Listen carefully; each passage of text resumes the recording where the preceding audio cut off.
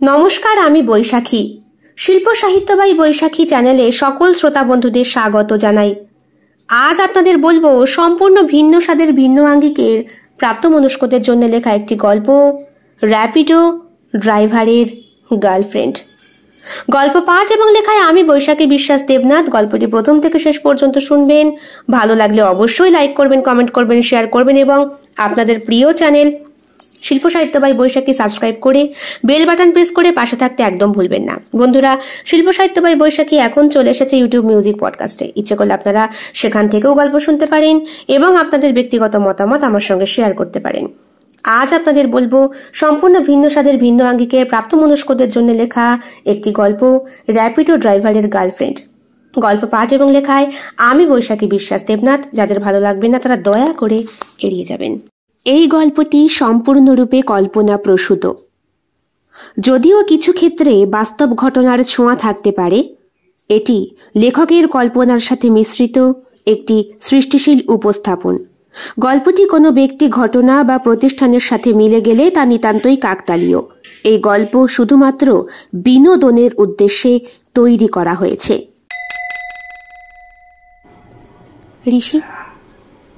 ঋষি, এক রাতের জন্য তুমি কত টাকা ভাড়া নাও? মানে সারা রাত তোমার গাড়িতে যদি কেউ চড়তে চায় তুমি কত টাকা ভাড়া নেবে? বলতে পারবো না। আচ্ছা ঋষি, তুমি তো তোমার গাড়িতে অনেকজনকেই বসাও। হ্যাঁ। সকালে কি হয়? সকালে আবার কি হবে? এক রাতের যাত্রী, অবশ্য এক রাতে একজন যাত্রী নয়, অনেকজনকেই আমি তার গন্তব্যে পৌঁছে দিই। পরের দিন ভুলে যাও না? হ্যাঁ। সবার নাম কি মনে রাখা সম্ভব? তাহলে আমার নামটা মনে রেখেছো কেন? কারণ তোমাকে আমি হয়তো অন্য নজরে দেখেছি।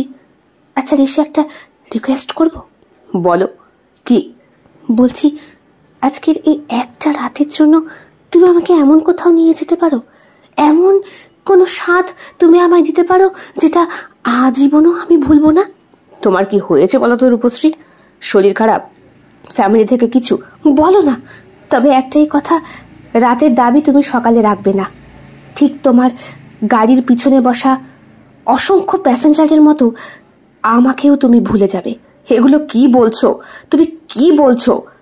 আঁকড়ে ধরে রূপশ্রী ঋষিকে। তার হালকা নরম ঠোঁট ঋষির পুরুষ্ঠ ঠোঁটে রাখতেই ঋষি কেমন যেন কেঁপে ওঠে। জড়িয়ে ধরে রূপশ্রীর কোমরটা। একটা অদ্ভুত উষ্ণতার আমেজে হোটেলের রুমটায় একটা শব্দ চলে আসে। সেটা মিলনের শীতকার। প্রচন্ড বিরক্তি ভরা চোখে রাস্তার দিকে তাকিয়ে রয়েছে রূপশ্রী। চোখে মুখে যে তার অসম্ভব বিরক্তি, সেটা আশেপাশে দাঁড়িয়ে থাকা অনেকেই উপলব্ধি করতে পারছে। অবশ্য বিরক্ত হবে নাই বা কেন? ঘড়ির কাঁটায় বাজে রাত 11টা। আজ শান্তিপুর কলেজ থেকে বাড়ি ফিরতে অনেকটাই দেরি হয়ে গিয়েছিল রূপশ্রীর। কলেজ শেষ করে টিউশনি মাস্টারের কাছে যেতে হয়েছে।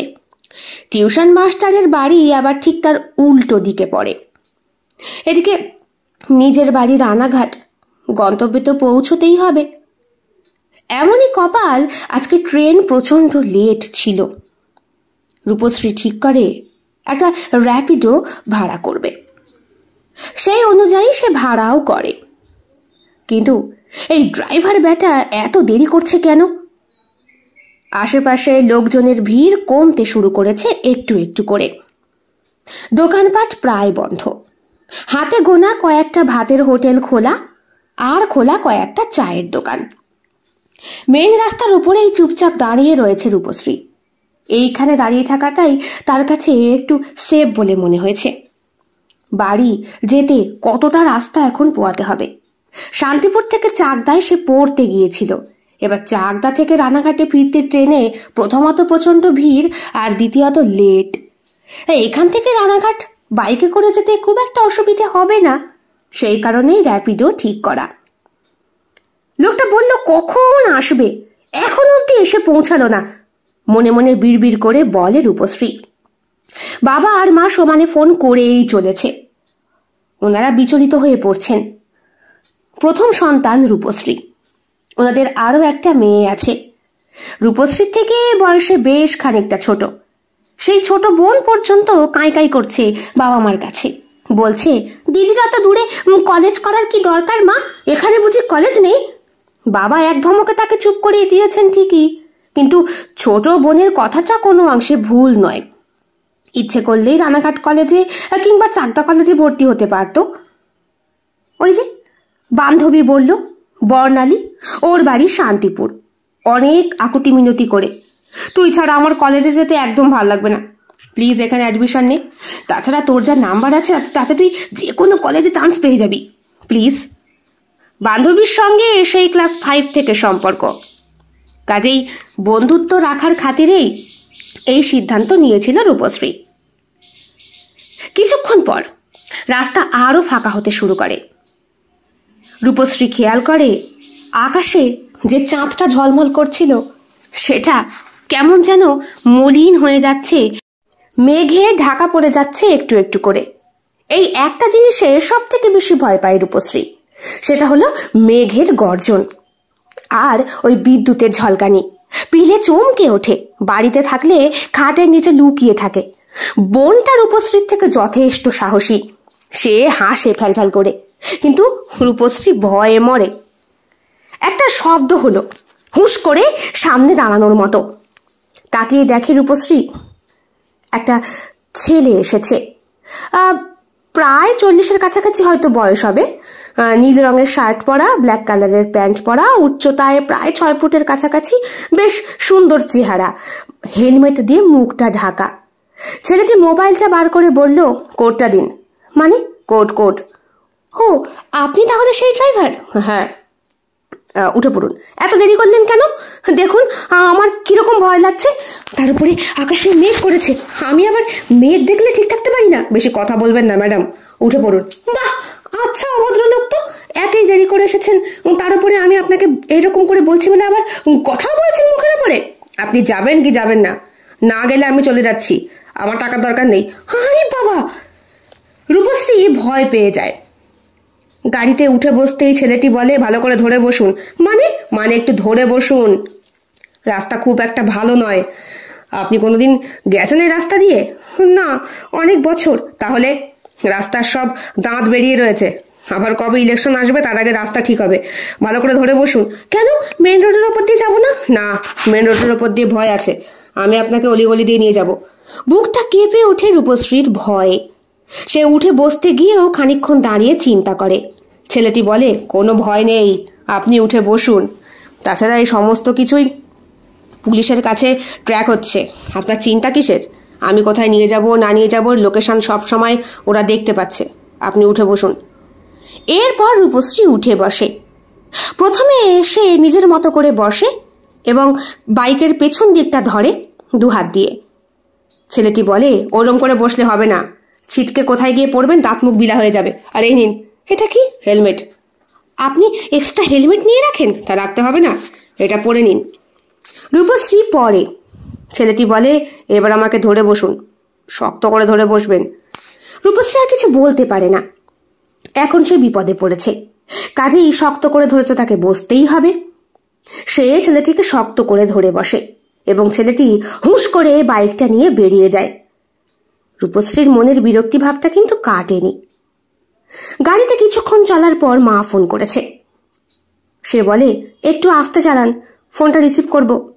গাড়ি চালাতে চালাতে আমি নিজেও ফোন রিসিভ করি না, কাউকে ফোন রিসিভ করতেও দিই না, এটা বেআইনি। মানে রাস্তায় পুলিশ ধরলে আমাকে কৈফিয়ত দিতে হবে, আপনাকে না।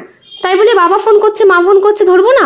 এত রাত হয়ে গেছে, আমি বাড়ির বাইরে, ওরা চিন্তা করছে এত রাতে বাড়ির বাইরে কেন বেরিয়েছেন একা একা। আজব মানুষ তো। আপনি আমার পার্সোনাল লাইফে এন্ট্রি করছেন কেন? হ্যাঁ দেখুন, মোটেই পার্সোনাল লাইফে এন্ট্রি করছি না। আপনি যেহেতু আমার গাড়িতে বসেছেন তাই আমারও কিছু রুল আছে, আর সেই রুল অনুযায়ী আমি কাজ করি, বুঝলেন? রূপশ্রী চুপ মেরে যায়। এদিকে বাবার সমানে ফোন করেই যাচ্ছে। গাড়িটা একটা ক্রসিং এর কাছে এসে দাঁড়ায়। সেখানে ট্রেন পাস হচ্ছে, গেট বন্ধ। রূপশ্রী বলে, এইবার তো ফোনটা রিসিভ করতে পারি? করুন। হ্যাঁ বাবা, এই তো আমি প্রায় চলে এসেছি। হ্যাঁ, না আমি র্যাপিডোতে। কি? ওহ বাবা, রাখো তো। কি বলছে আপনার বাবা? তা শুনে আপনার কাজ নেই, গেট খুলে গেছে, আপনি চলুন। ছেলেটি আবার হুঁশ করে গাড়ি নিয়ে বেরিয়ে পড়ে। মেন রোডের সামনে এসে রূপশ্রী বলে, আর আপনার যেতে হবে না। বাবারে, যেই জোরে আপনি গাড়ি চালাচ্ছিলেন মনে হচ্ছিল আমার হৃদযন্ত্র আমার হাতে চলে আসবে। আপনারই তো তাড়া ছিল, আপনি বললেন তাড়াতাড়ি বাড়ি পৌঁছাতে হবে। ঘড়ির কাঁটায় কটা বাজে দেখেছেন? 11:15। আমি কি করব বলুন? আমি তাড়াহুড়ো করে এই জন্যই আসছিলাম যাতে আপনাকে তাড়াতাড়ি নিয়ে বাড়ি পৌঁছে দিতে পারি। এত জ্যাম। আচ্ছা শুনুন, কথা বাড়িয়ে লাভ নেই। এখান থেকে তো রাস্তায় আলো জ্বলছেই, আশা করি আপনি পৌঁছে যেতে পারবেন। হঠাৎ করে রূপশ্রী লক্ষ্য করে কে যেন একটা হাতে টর্চ নিয়ে এগিয়ে আসছে। গায়ে ওই সাদা রঙের পাজামা পাঞ্জাবি, চোখে হয়তো চশমা পরা। ব্যক্তির ছায়ামূর্তি ভাবটা কাটতেই যখন রাস্তার আলো মুখে এসে পড়ল, রূপশ্রী বলল, বাবা, এই যে আমি। বাবা চলে এসেছে, আপনি যান। আচ্ছা ঠিক আছে, থ্যাংক ইউ ম্যাডাম। আমার ভাড়াটা? ও হ্যাঁ। রূপশ্রী ভাড়া মিটিয়ে দেয়। ড্রাইভার বলে, পারলে একটা 5 স্টার রেটিং দিয়ে দেবেন। সেটা আমি ভেবে দেখব। আপনার ব্যবহার খুব একটা ভালো লাগেনি আমার। এরই মধ্যে তার বাবাও এগিয়ে এসেছে। বললেন, রাস্তায় কোনো অসুবিধা হয়নি তো মা? না বাবা, কোনো অসুবিধা হয়নি। তুমি এখানে দাঁড়িয়ে রয়েছো অনেকক্ষণ থেকে। তোর মা তো ঘরে শান্তি পাচ্ছে না, তারপরে তোর বোনও কাই শুরু করেছে, তাই ভাবলাম আমি গিয়ে একটু দাঁড়াই। এই ছোকরা, তুমি ঠিকঠাক পৌঁছে দিয়েছো আমার মেয়েকে, তাই তোমাকে অসংখ্য ধন্যবাদ। ছেলেটি হাসলো, তবে মুখটা তো ঢাকা তার হেলমেটে, স্পষ্ট বোঝা গেল না। রূপশ্রীর দিকে তাকিয়ে বলল, চলি ম্যাডাম, দরকার পড়লে আবার ফোন করবেন। রূপশ্রী চলে যায়। ছেলেটি তার আগেই বেরিয়ে গিয়েছে। বাবার সঙ্গে যেতে যেতে রূপশ্রী একবার পিছন ফিরে তাকায় এবং দেখে ছেলেটিও বাইক নিয়ে পিছন দিকে তাকিয়ে রয়েছে তার দিকে। বাড়িতে পৌঁছানোর সঙ্গে সঙ্গেই মায়ের এক গাদা অভিযোগ। কেন এত দেরি হলো? কি দরকার ছিল আজকে টিউশনি করতে যাওয়ার? আজ কলেজ না গেলেই বা কি হতো? সকাল থেকে ওয়েদারটা খারাপ। মায়ের বচন রোজই শুনতে হয় ওকে। বাবা বললেন, অনেক হয়েছে, মেয়েটাকে এবার খেতে দাও। খাওয়া দাওয়ার পরে রূপশ্রী শুয়ে পড়েছে। আজকে বোনকে নিয়ে শুয়েছে। 2 দিন হলো বোনের শরীরটা খুব একটা ভালো না। বোন বলে, এ দিদি, যার বাইকে করে এলি সেই ছেলেটা খুব হ্যান্ডসাম বুঝি? আমি মনে হয় দেখেছি। কি বলিস, তুই দেখিসনি? হ্যাঁ রে, তুই এত ছোট, এত অল্প বয়সে এত পাকা পাকা কথা কোথা থেকে শিখেছিস বলতো? দিদি, তুই ওল্ড জেনারেশনের আর আমি এখনকার। জানিস, আমাদের স্কুলে এখনই কত মেয়েদের কত বয়ফ্রেন্ড আছে। তাই? সত্যি? তোরও আছে নাকি? না, আমার দেখে কেউ পাত্তাই দেয় না, শুধু তোকে দেখেই পাত্তা দেয়। বোনকে কাতুকুতু দেয় রূপশ্রী। 2 বোন অনেকক্ষণ খুনসুটি করে। পাশের ঘর থেকে মা বললেন, ঘুম নেই নাকি? সকালে কিন্তু স্কুল আছে বলে দিলাম। আগামীকাল কিন্তু স্কুলে যাবি, অনেকদিন কামাই করেছিস। মায়ের বকুনি খেয়ে ছোট মেয়ে শুভশ্রী বলে, এ দিদি, আমি ঘুমোলাম, মা নহলে খুব বকবে।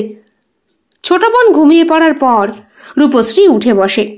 ঘড়ির কাঁটা রাত প্রায় 1:30 বাজে। মোবাইলটা হাতে নেয়। চট করে মনে পড়ে, আরে রেটিং দেওয়া হয়নি তো। 5 স্টার দেব নাকি 1 স্টার দেব? ব্যবহার একদম ভালো না।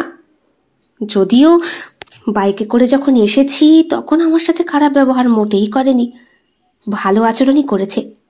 এর আগে একটা ট্যাক্সি বুক করেছিলাম, সেই ট্যাক্সি ড্রাইভারের চোখের দৃষ্টি কি খারাপ। আর এই ড্রাইভার তো হেলমেট পরা, মুখই দেখতে পাইনি। মনে মনে হাসে রূপশ্রী। ইচ্ছে করেই 5 স্টারের জায়গায় 1 স্টার দেয়। মনে মনে বলে, আরেকবার দেখি, তারপর। ঘুমিয়ে পড়ে রূপশ্রী। পরের দিন সকালবেলা আবার কলেজ। কটা দিন কন্টিনিউ যেতে হবে, সামনেই পরীক্ষা। তারপরে চাকদায় টিউশনিতে তো যেতেই হবে, ওইখানে না গেলে নোটসগুলো পাওয়া যাবে না। বর্ণালীর শরীরটা খারাপ, সকালেই ফোন করেছিল, বলেছে আজ তুই একটু কলেজে যাস প্লিজ, আর অবশ্যই পড়তে যাস। আমার শরীরটা খুব একটা ভালো নেই রে। গতকাল রাতে কলেজ থেকে ফিরে প্রচণ্ড বমি হয়েছে, মা আজকে ডাক্তারের কাছে নিয়ে যাচ্ছে। রূপশ্রী বলে, ঠিক আছে, তুই চিন্তা করিস না, আমি যাবো খনি। সেই দিন শান্তিপুরে কলেজে গিয়ে রূপশ্রী জানতে পারে আজকে ট্রেন আরও লেট। কোথায় যেন একটা বন্ধ ডেকেছে। এমন পরিস্থিতিতে বাড়ি ফেরা প্রচণ্ড কষ্টকর। তার উপরে এক পশলা বৃষ্টি শুরু হয়েছে। সন্ধে ঘনিয়ে আসছে। ফোনে কথা বলছিল রূপশ্রী। হ্যাঁ মা, এই বেরোলাম কলেজ থেকে, এত বৃষ্টি শুরু হয়েছে, না ট্রেন নাকি লেট, কোথায় একটা ধর্মঘট হয়েছে, আর ট্যাক্সি পাচ্ছি না, র্যাপিডো ডেকেছি। আবার ফিরবি বাইকে? সাবধানে ফিরিস, ঠিকঠাক লোক কিনা আগে দেখে নিস। মা তুমি চিন্তা করো না, গুগল লোকেশন অন আছে, বাইক নাম্বার মিলিয়ে নেব। একটা বাইক এসে থামে, চালকের গায়ে রেইনকোট, হেলমেট সেই একই রঙের। রূপশ্রী বলে, আরে আপনি রূপশ্রী তো? হ্যাঁ, আপনি? আমি ঋষি। ঋষি? গতকাল আপনাকে যে পৌঁছে দিল? হো, আবার আপনি? হ্যাঁ। ও আচ্ছা ঠিক আছে, আসলে একটু দেরি হয়ে গেল, বৃষ্টি পড়ছে। কালকের মতো তো হয়নি? না, আরো অনেকগুলো ভাড়া ছিল, সেগুলোকে আর নিইনি। নেননি মানে? না মানে আপনি তো আবার বেশিক্ষণ দাঁড়িয়ে থাকতে পারেন না, থাকলে আপনি আবার আমাকে 1 স্টার দেবেন, তখন আমার বদনাম হয়ে যাবে। না না, ঠিক আছে ঠিক আছে। হাসে রূপশ্রী, বলে, চলুন। বাইকে উঠে বসে। রাস্তার জলময়তা পেরিয়ে গাড়ি গতি পায় ঋষির। আচ্ছা একটা কথা বলবো? বেশ খানিকক্ষণ চুপচাপ থাকার পর নীরবতা কাটিয়ে কথাটা প্রথম বলে ওঠে রূপশ্রী। আপনি কি র্যাপিডোই চালান পেশা হিসেবে? না হলে গতকালকেও আপনি এলেন আর আজকেও আপনি? হ্যাঁ, চাকরির চেষ্টা করছি, মেন টাইমে চালাই। বাড়িতে মা অসুস্থ, ওষুধ চালাতে হয়। ওহো, আপনি পড়াশোনা করছেন?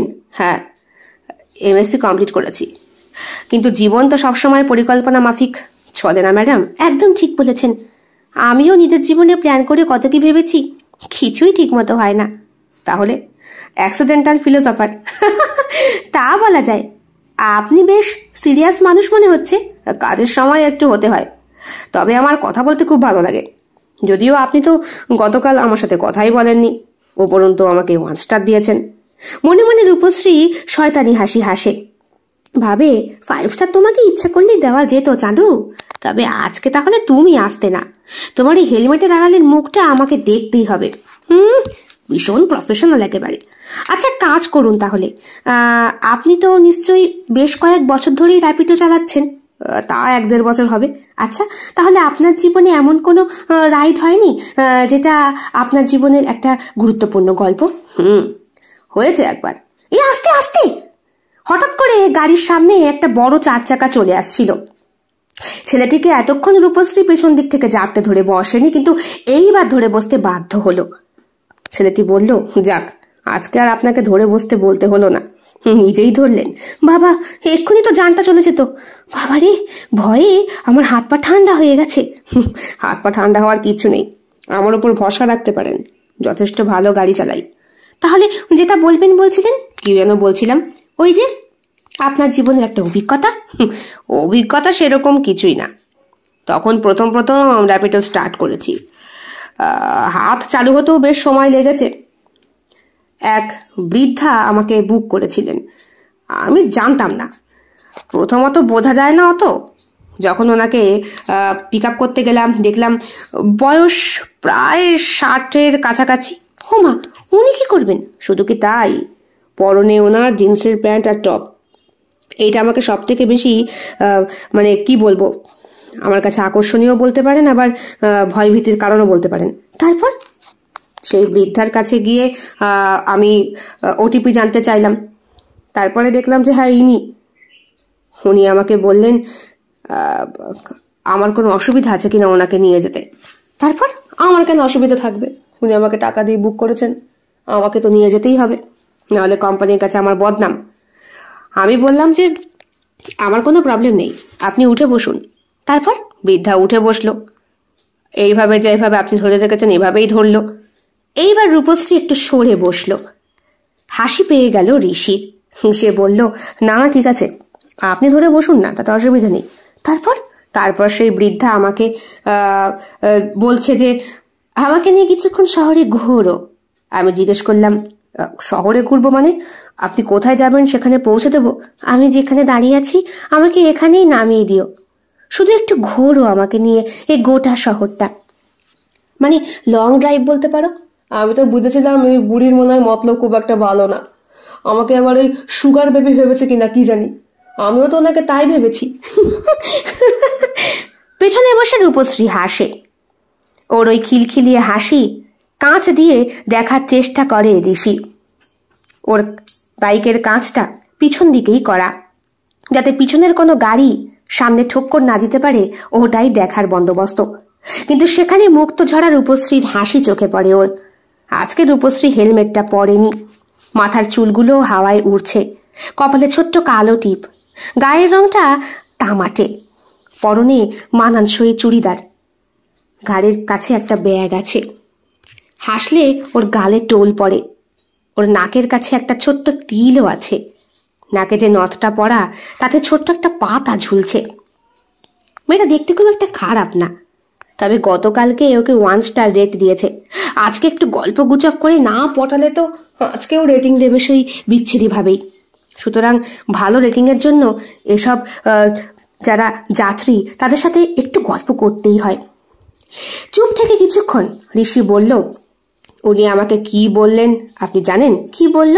উনি বললেন, আজ আমার বিয়ের বার্ষিকী, স্বামী নেই, সন্তানরা বিদেশ থাকে, আজ শহরটা আমার সঙ্গী হোক।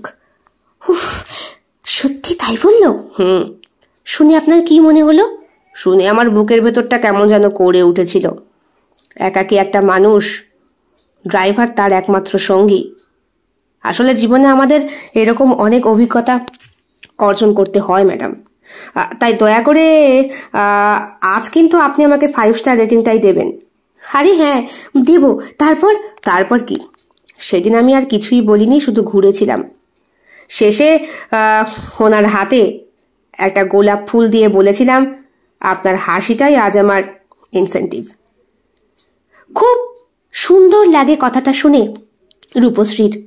সেও ওই ড্রাইভারের মুখের দিকেই যেন তাকানোর চেষ্টা করে। অত বড় একটা হেলমেটের পিছনে লুকিয়ে থাকা মুখ, আর সেইখান থেকেই কথাগুলো বেরিয়ে আসছে। এমন সুন্দর একটা অভিজ্ঞতা, আর এমন ভালো মনের একটা মানুষ, যে কিনা সেদিন আর ভাড়া নেয়নি ওই ভদ্রমহিলাকে। জানেন, সবথেকে বড় ফুলের দোকান থেকে একগুচ্ছ লাল গোলাপ কিনে দিয়েছিলাম ওনাকে। উনি হেসে বলেছিলেন আমার বয়সী নাকি ওনার এক নাতি আছে বিদেশে, ওনার সঙ্গে মাঝে মধ্যে ভিডিও কলে কথা বলে। এইখানে থাকলে সেই নাতি ওনাকে বাইকে করে নিয়ে ঘোরাতো। ওই মহিলার সঙ্গে এখনো কথা হয়, মাঝে মধ্যে হয়। তবে রিসেন্টলি ওনার শরীরটা খুবই অসুস্থ। শুনেছিলাম উনি নাকি বিদেশ চলে যাচ্ছে ওনার ছেলেদের সঙ্গে। ওটাই বরং ভালো, ওখানে গিয়ে সবার মাঝখানে থাকবে। নিন। কি নেব? নামুন, আপনার বাড়ি চলে এসেছে। হো, কথায় কথায় আজকে সময়টা কিরকম কেটে গেল, তাই না? এবার আমাকে বিশ্বাস করতে পারছেন তো? ভরসাটা করতে পারছি। আজ আমি আপনাকে 5 স্টার রেটিং দেবই দেব। দূর থেকে দেখতে পাই রূপশ্রী আজকে বোন আসছে ফ্রক পরে ড্যাং ড্যাং করতে করতে। আসলে এই রোডের ওপর দাঁড়ালে ওদের বাড়ি হাত বিশেকের মধ্যেই পড়ে, তাই বাড়ির সামনে আর যাওয়ার দরকার হয় না। দুদিকেই সুন্দর গাছের সারি, প্রায় 3-4টে বাড়ি পরই রূপশ্রীর বাড়ি দেখা যায়। পাকা রাস্তা চলে গিয়েছে, এলাকাটা দূষণ মুক্ত, দেখেই বোঝা যায়। আচ্ছা, আজ বরং আসি। হ্যাঁ আসুন, আর দরকার পড়লে কিন্তু আবার। আচ্ছা বলছি, আপনার কোনো ফোন নাম্বার নেই? ফোন নাম্বার মানে অনলাইনে বুক করলেই তো হয়। না না, অনলাইনে বুক করা দরকার কি? আমি যদি পার্সোনালি আপনাকে বুক করি, আপনি আসতে পারবেন না? রূপশ্রীর কথাটা নিজে বলে নিজেই কেমন যেন বোকা বনে যায়। ঋষির হাসি পেয়েছিল বোধহয়, তবুও সে চেপে বলল, কেন? না মানে জীবন তো সবসময় পরিকল্পনা মাফিক চলে না, কথাটা আমি মনে রাখি, তাই আপনাকে বলছি। পরিকল্পনা মাফিক চলে না বলেই তো গতকালকেও আপনি এলেন, আর আজকেও আপনিই এলেন। আজকের রাইডটা কিন্তু আমার জীবনের অন্যতম স্পেশাল একটা রাইড হয়ে থাকবে। হয়তো রূপশ্রী মনে মনে ভেবেছিল আজকের রাইডটা ঋষি ফ্রিতে দেবে, কিন্তু ঋষি বলল, সবই তো বুঝলাম ম্যাডাম, টাকাটা। ও হ্যাঁ হ্যাঁ, টাকাটা বার করে এই রূপশ্রী দিয়ে দেয়। তখন ঋষি বলে, আমার ফোন নাম্বারটা লিখে নিন। ফোন নাম্বারটা মোবাইলে ডায়াল করে রূপশ্রীও একটা কল ব্যাক করে বলে, আমার ফোন নাম্বারটাও দেওয়া থাকলো, ওটা সেভ করে রাখবেন। এরই মধ্যে ছোট বোনটা বলে, এ দিদি কি করছিস রে? বাবা কখন থেকে ওয়েট করছে। হ্যাঁ হ্যাঁ চল। এটা বুঝি বোন? হ্যাঁ, আমার ছোট বোন শুভশ্রী। এই দাদাকে হাই কর। ফালতু ফালতু আমি দাদা কেন বলতে যাবো? ড্রাইভার মানুষ একটা, চল দেখি। ছোট বোনের ব্যবহারে খুব একটা কষ্ট পায় না ঋষি। হেসে বলে, কোন ক্লাসে পড়ো? তাতে আপনার কি? এদিকে চল, এদের সঙ্গে বেশি বন্ধুত্ব করবি না, এরা খুব একটা সুবিধার লোক হয় না। তাই তোকে বলেছে? হ্যাঁ, আমার বান্ধবীরা বলেছে। ওই তো আমার বান্ধবী ওই শ্বেতা, তার একটা বয়ফ্রেন্ড আছে তো। তার দাদা ভীষণ বদমাশ একটা ছেলে বলে, এই র্যাপিডো চালায় আর মেয়েদের সঙ্গে ফষ্টি নষ্টি করে। তুই বড্ড বেশি বেড়েছিস কিন্তু, তোর এই বারন্তর কথা বাবাকে গিয়ে আমি আজকেই বলবো। রাগের চোটে কথাটা বলে রূপশ্রী এবং বোনের হাত ধরে দিদি করে তাকে ঘর থেকে অন্য ঘরে নিয়ে চলে যায়। ততক্ষণে রাস্তা পার হয়ে গিয়েছে ঋষিও। কথা বলতে বলতে ঘরে আসতে দেখে মাও গ্রিলের দরজা খুলতে খুলতে বললেন, কি রে, বোনকে বকতে বকতে আসছিস কেন? কি হয়েছে? মা, তুমি জানো না, লোকজনের সামনে আর মান সম্মান রাখলো না।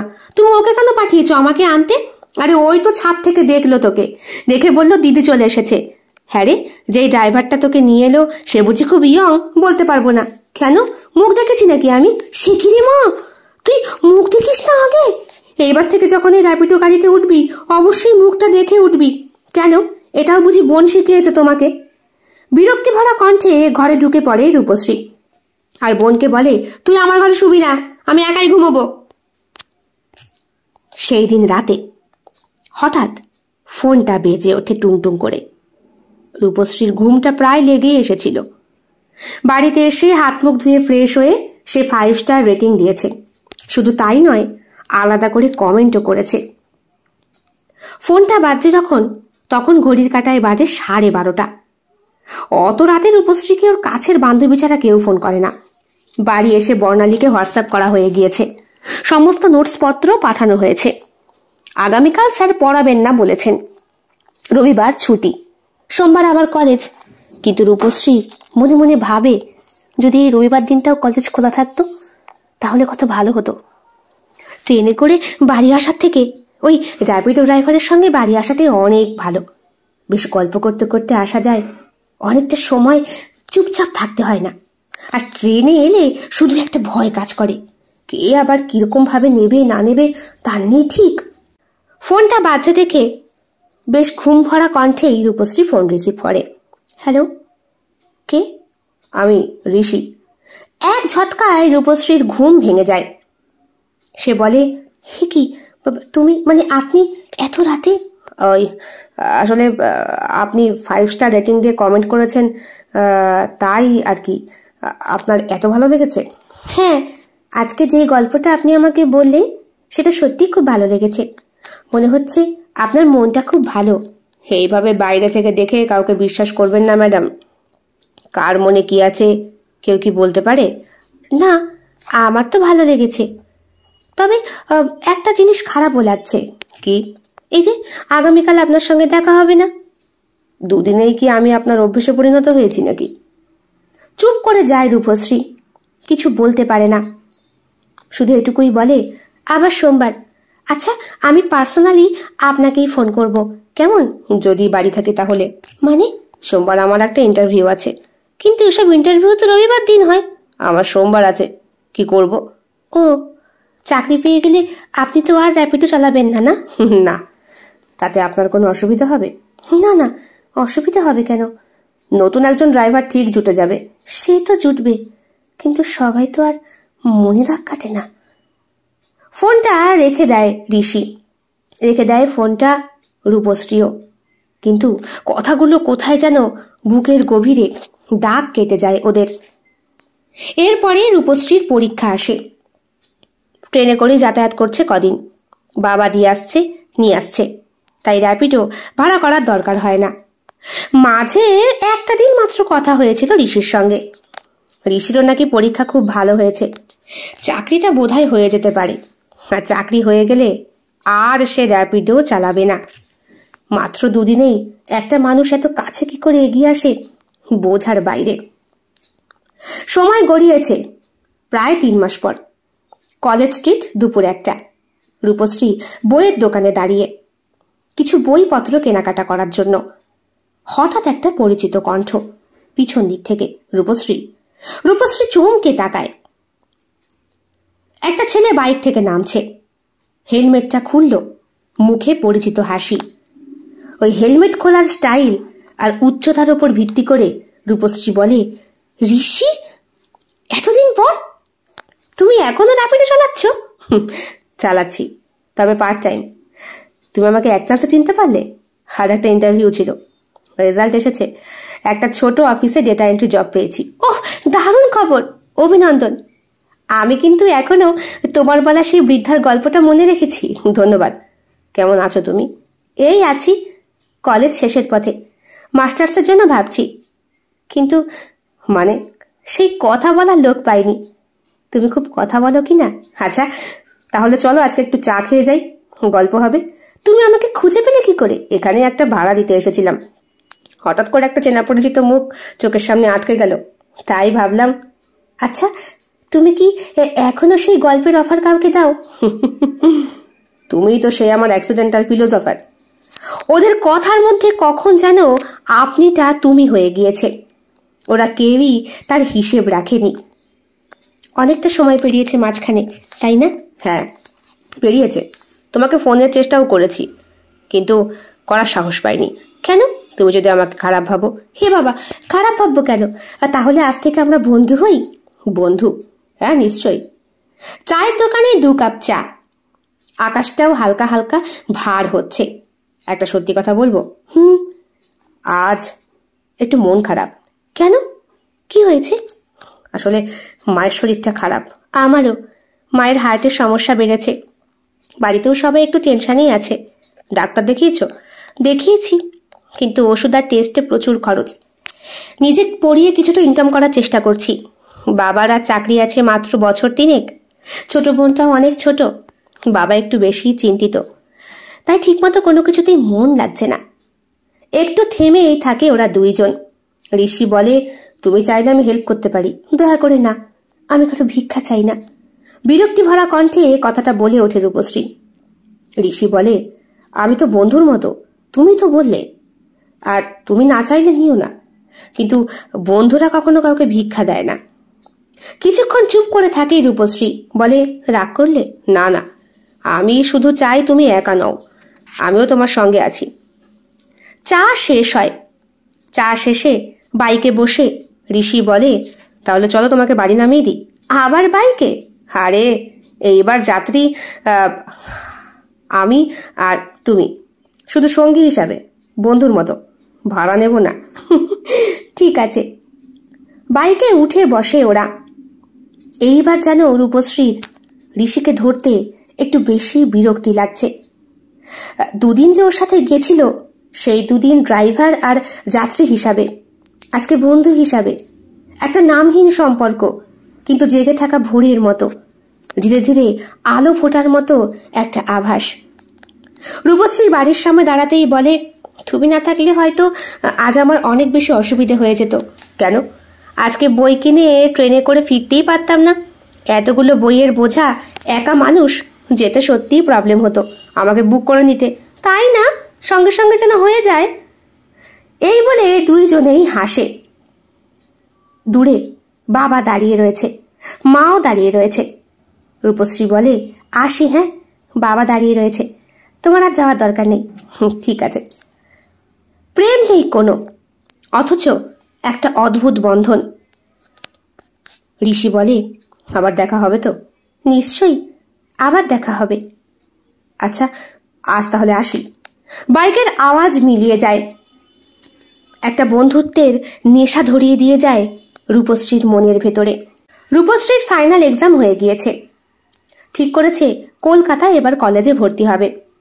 মায়ের হার্টের অপারেশন হয়ে গিয়েছে কিছুদিন আগে। বাবা ধার দেনা করে সবটা করেছেন। মেয়েকে বলেছেন, ভালো করে পড়াশোনা করে একটা চাকরি জোগাড় করতেই হবে রে তোকে মা। আমার যেটুকু ছিল সর্বস্ব দিয়ে তোর মাকে সুস্থ করলাম।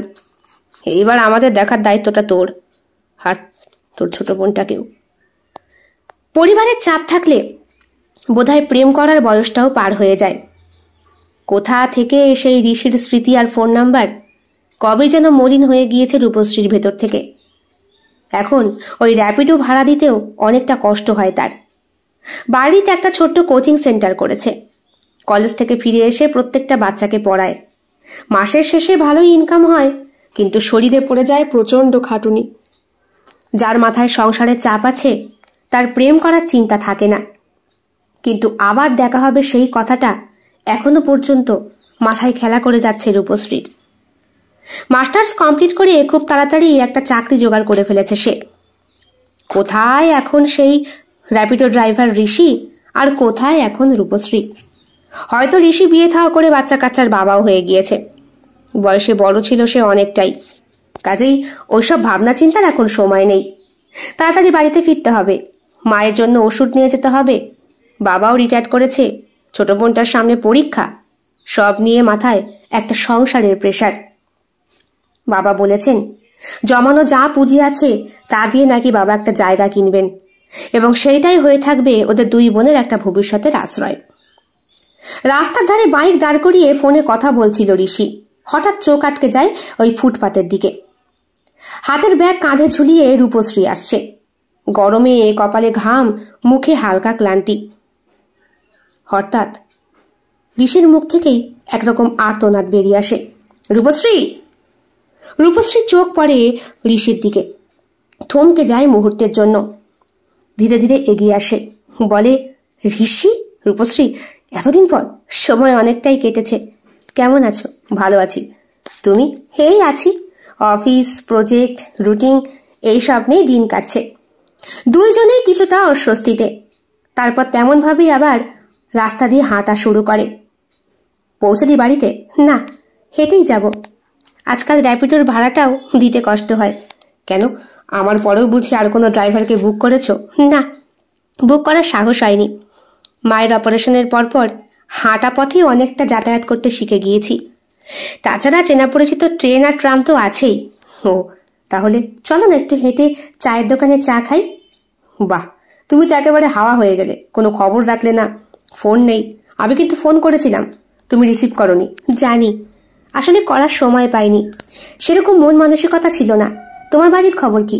আমার বাড়িতে সবাই ভালো আছে, মাও ভালো আছে।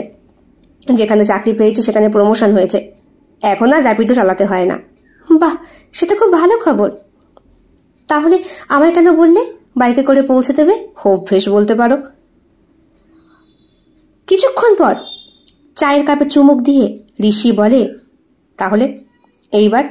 হঠাৎ করে একটা প্রজেক্টে ভুবনেশ্বর যেতে হবে। কোম্পানির জন্য ফোন নাম্বারটা বদলাতে হয়েছে তো, তাই তোমার সঙ্গে যোগাযোগ রাখতে পারিনি।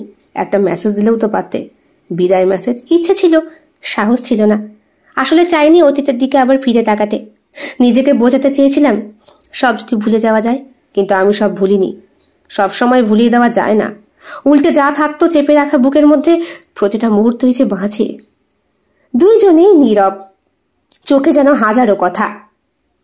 ঋষি বলে, এখন কি করছো? HR ম্যানেজার হিসাবে জয়েন করেছি এক গ্লোবাল কনসাল্টিং ফার্মে। মাসখানেক হলো। ব্যস্ততা আগের থেকে অনেক বেশি। দারুণ, তোমায় দেখে গর্ব হয়। সত্যি তুমি এখন বড় মাপের প্রফেশনাল। আর তুমি? বাইকটা? ওই তো বললাম, চালানো প্রায় ছেড়েই দিয়েছি। কেন? চাকরি আর একটা গ্যারেজে পার্ট টাইমে কাজ করি। নিজের গাড়িটাই ভাড়ার কাজে লাগাই। তাহলে তো তুমি সেরকমভাবে বদলাওনি, সেই রকম সোজাসাপটা আর বাস্তববাদী মানুষই আছো।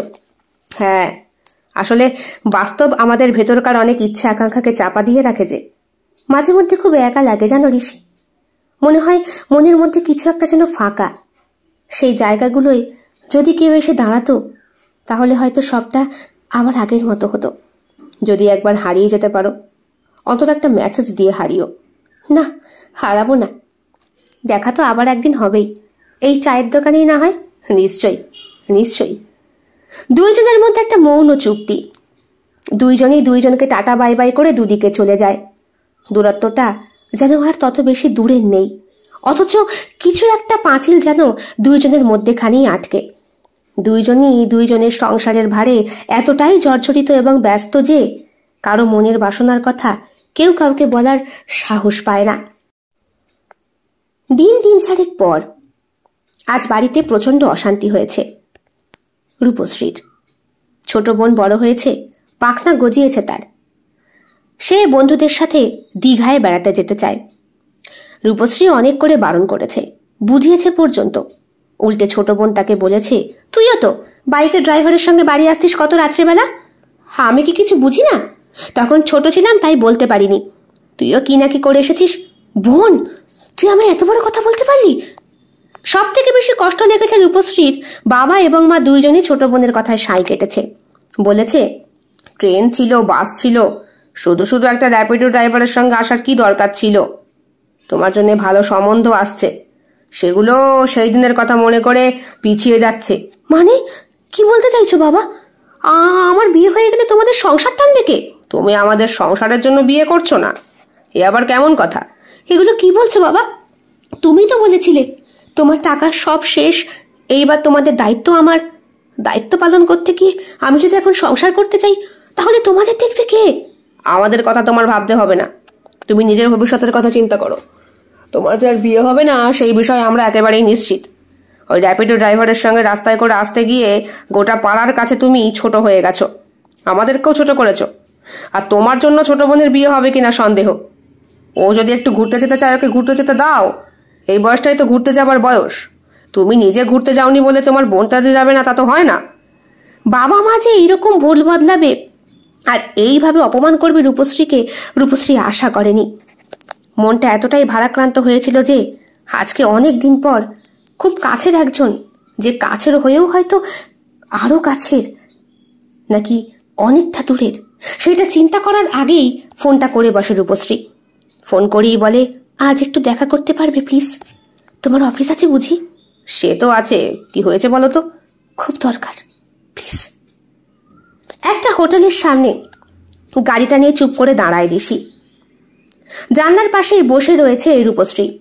বাইরে ঝিরি ঝিরি বৃষ্টি পড়ছে, গায়ে ক্রিম রঙা শাল।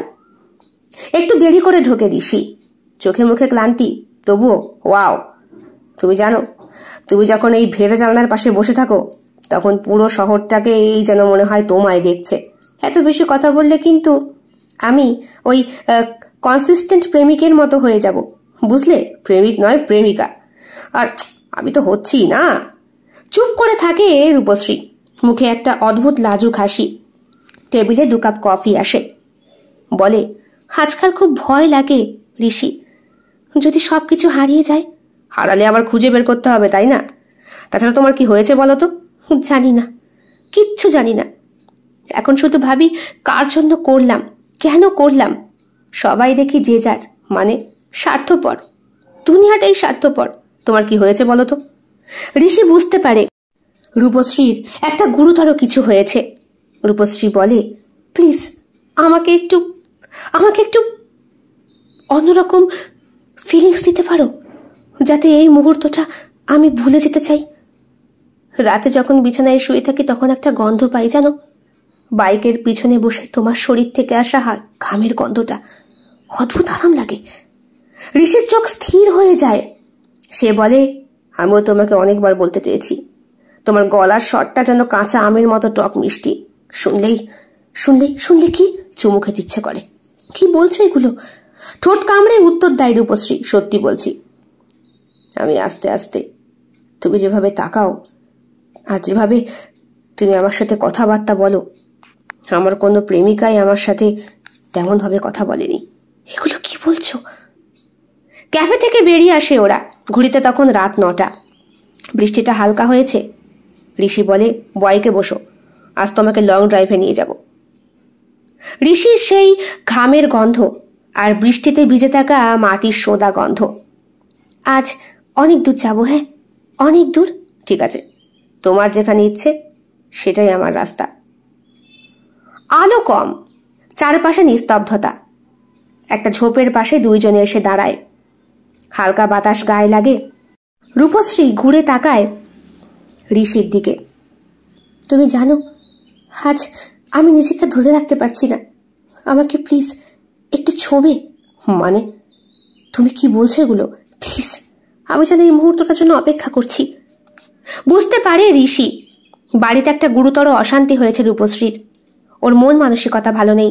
শুধু বলল, তোমায় বাড়ি পৌঁছে দিই, মাথা ঠান্ডা করো। দেখো, আমি জানি না, প্লিজ। ওরা দুইজনে কাছাকাছি আসে। প্রথম ছোঁয়াতেই বিদ্যুৎ খেলে যায়। রূপশ্রীর ঠোঁট ঋষির ঠোঁটে থেমে যায়। তারপর একটা গভীর চুম্বনে ওর হাত চলে যায় ঋষির চুলে, আর ঋষির হাতও নামতে থাকে রূপশ্রীর পিঠ বেয়ে কোমরের কাছে। কিছুক্ষণ বাদে একটা গভীর চুম্বনের পর তারা থামে। এতদিন ধরেই যেন এটাই ছুঁতে চাইছিলাম। আমিও ভয় পেয়েছিলাম তুমি যদি দূরে সরে যাও। আচ্ছা, তোমার গন্ধ, তোমার হাত, তোমার স্পর্শে নিজেকে খুঁজে পাই না কেন? রাত বাড়তে থাকে। ওরা একে অপরকে জড়িয়ে ধরেই দাঁড়িয়ে থাকে। চট করে ঋষি বলে, সামনে একটা হোটেল আছে, যাবে? রূপশ্রী বুঝতে পারে আজকে ওর সমস্ত ইচ্ছা আকাঙ্ক্ষা পূর্ণ হতে চলেছে এবং তার সঙ্গে সঙ্গে ওর সমস্ত অস্তিত্বটুকুও যেন আজ একটু একটু করে হারাবে। ঘাড় নেড়ে হ্যাঁ জানায়। এদিকে বাড়িতে সমানে ফোন চলেই আসছে SMS-ও। বাবা, মা, বোন সবাই ওকে কত রকম হোয়াটসঅ্যাপ করছে। আজকাল দেখতে ইচ্ছে করছে না কাদের জন্য সংসারে সে করে মরে, যারা ওর ওপরই কলঙ্কের দাগ দেয়। ঋষির সাথে তো ওর কোনো কলঙ্কই নেই, তাও নাকি পাড়ার লোকের জন্য ছোট বোনের বিয়ে হবে না। হ্যাঁ বলে সম্মতি জানায় রূপশ্রী। বৃষ্টির জল ঝরছে পাতার ফাঁক দিয়ে। দুটো শরীর যেন একে অপরের উষ্ণতায় জড়িয়ে নতুন অনুভূতির ভিত গড়ে তুলেছে। শুধু শরীর নয়, আত্মারও। হোটেলের ঘর, রাত 10টা। নিচের আলো শহরে ঝিমঝিম করে উঠেছে। ঠান্ডা বাতাসে রূপশ্রীর চুল এলোমেলো। পাশে এসে চুপ করে দাঁড়িয়েছে ঋষি। দুইজনের মাঝে নিঃশব্দতা, কিন্তু তীব্র অনুভূতি। তোমার এই জগৎ, সবটাই যেন তুমি একা, অথচ তুমি বড্ড বেশি সাজানো গোছানো রূপশ্রী। আমি ভুল ভেবেছি সবটা আমার ভ্রম ঋষি। এখানে কিছুই আমার হাতে সাজানো গোছানো নয়। ভেতরে এক রাস শূন্যতা নিয়ে আমি এখানে। তুমি বোধহয় আজকে পালিয়ে এলে, কোনো কথা না বলে। কেন? শুধু ছুঁতে তোমাকে, যদি একটু অন্যরকম উপায় আসে। আচ্ছা, তুমি পারো না একবারে আমার ভিতরের এই ক্লান্তিকে সম্পূর্ণভাবে মুছে দিতে? জড়িয়ে ধরে ঋষি রূপশ্রীকে এবং ঋষির পুরুষালী ছোঁয়াতে রূপশ্রী নিজেকে নতুন করে আবিষ্কার করে। ওর ওড়না কাঁধ থেকে ছড়ে পড়ে। কাছে আসে ওরা আরো। ঠান্ডা হাওয়ায় ঠোঁট কেঁপে ওঠে রূপশ্রীর। আর এগিয়ে এসে ঋষি ওর চিবুক স্পর্শ করে। দুইজনের মুখ আর 1 ইঞ্চিও দূরত্বে নয়। তুমি চাইলে আজকে রাতটা আমাদের হোক, তোমার পূর্ণ সম্মতি আছে তো? পরে তুমি আমাকে দোষ দেবে না তো? রূপশ্রী ঋষির বুকে মাথা রাখে, তাকে জড়িয়ে ধরে। রাত নামে। দুইজনে একে অপরের ভেতর ডুবে যেতে থাকে, নীরবতার, কোমলতার উত্তাপে, গভীর বিশ্বাসে। এক অভিজাত হোটেলের সুইট রুমে। জানলার ফাঁক দিয়ে ভোরের সূর্য ধীরে ধীরে ঘরে ঢুকেছে। বিছানার একপাশে আধ ভাঙা ঘুমে পড়ে রয়েছে ঋষি। রূপশ্রী উঠে জানলার ধারে দাঁড়ায়, সাদা স্যাটিন চাদরটা গায়ে জড়িয়ে। এত ভোরে উঠে পড়লে কেন? ঘুম আসছে না? কেন? ভোরের আলোয় মানুষ নিজেকে অন্য চোখে দেখে। আমার ভিতরটাও আজকে অন্যরকম লাগছে। কিরকম?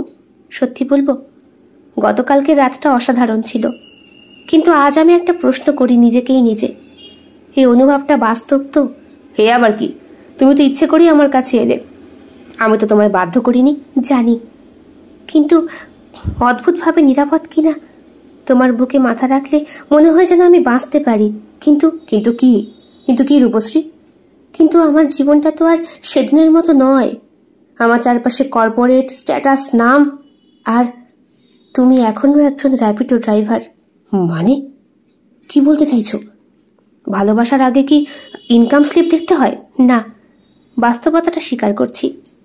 আচ্ছা, যদি তুমি তোমার প্রেমিকাকে সোসাইটিতে বলো যে তোমার প্রেমিকা একজন চাকরিওয়ালা, আর আমি যদি বলি যে তুমি একজন র্যাপিডো ড্রাইভার, তুমি পারবে সমান গর্বে নিজেকে দাঁড় করাতে?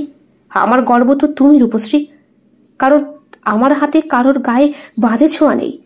আমি কারো মন ভাঙিনি।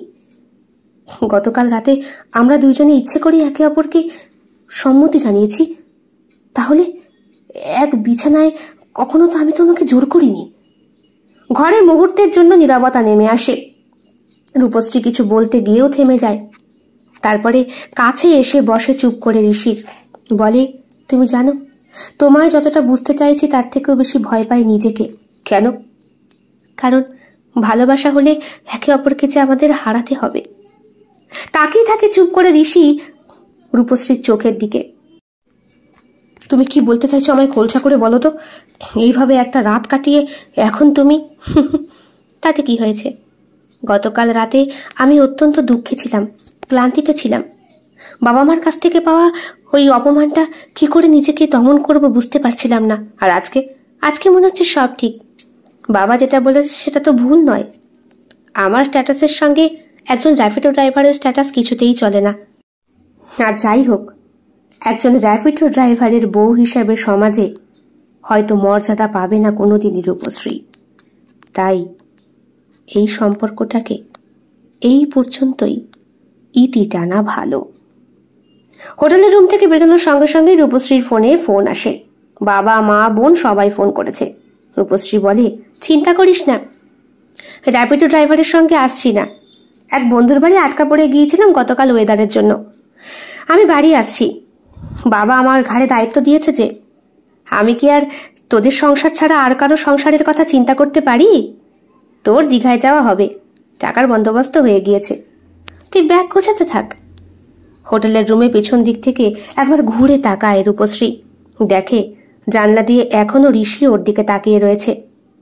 ঋষির মনটা ভাঙতে চায়নি রূপশ্রী, কিন্তু সকালের বাস্তব ওই সূর্যের আলো ওকে জানিয়েছে গতকাল রাতটা ও স্বপ্নের ঘোরে কাটিয়েছে। ওটা বাস্তব ছিল না। বাস্তব তো আজকে আবার এই ভোরের সূর্যের আলো ফোটা থেকে শুরু হলো। বাবা মা বোন এদেরকে ছাড়া রূপশ্রী যাবে কোথায়? হেরাই যে ওর সংসার, আর ও এই সংসারের র্যাপিডো ড্রাইভার। বিনা ভাড়ায় শুধুমাত্র নিজেকে উজাড় করে গোটা সংসারের ভার যে নিজের কাঁধে বহন করছে।